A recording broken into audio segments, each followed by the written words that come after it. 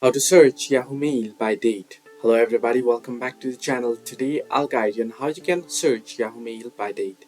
Now, searching Yahoo Mail by date is quite simple. First, open up your Yahoo Mail. You can head into your laptop or any browser that you want and search in for mail.yahoo.com and you'll be headed into Yahoo Mail directly. Log into your account and you'll get an interface like this.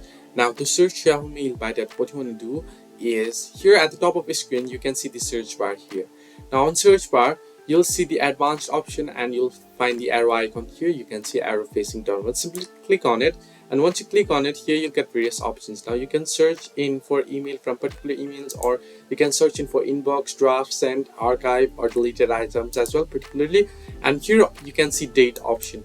Now you can search for date. You can search for mail from the last 7 days or last 30 days, or you can add custom dates here from you can add date here from 2023-7/8 to 2023-7/8.